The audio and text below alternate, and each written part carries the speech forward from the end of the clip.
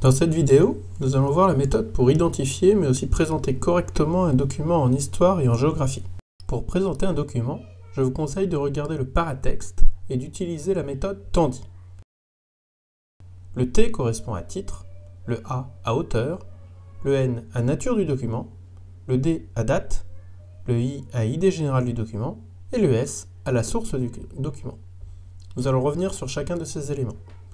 Il n'y a d'ailleurs pas forcément d'ordre à respecter lors de la présentation. Le titre est généralement situé juste au-dessus du document. Il est d'ailleurs souvent accompagné d'un numéro de document. L'auteur, quant à lui, c'est la personne qui a réalisé le document. Il faut relever son nom, son prénom. On peut également ajouter, lorsqu'elles sont indiquées, ses dates de naissance et de décès, ou encore ses fonctions comme par exemple président de la République française, philosophe grec, écrivain. Lorsque l'on doit identifier la nature du document, il s'agit d'identifier le type de document dont il est question.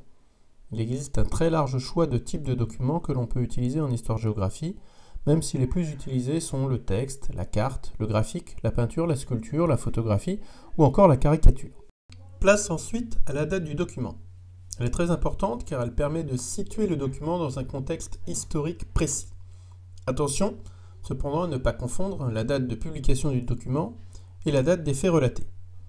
Par exemple, un journaliste peut très bien en 2021 écrire un article sur un épisode de la vie de Charlemagne, celui-ci ayant vécu au IXe siècle. Il ne faudra pourtant pas dire que le document date du IXe siècle, mais bien de 2021. L'idée générale consiste à expliquer en quelques mots quelle est l'idée principale que l'on peut identifier dans le document. Cela consiste à résumer le document en une phrase. Il faut donc dire de quoi traite le sujet. Très souvent, cette information se trouve dans le titre du document, alors soyez vigilants et n'oubliez pas de le lire. La source, enfin, nous permet de savoir où l'on peut retrouver le document, d'où il est extrait. S'il s'agit d'un texte, il s'agit de relever le titre du livre dont il est extrait. Pour un article de presse, le nom du journal et sa date de parution. Pour une peinture, le lieu où il est exposé.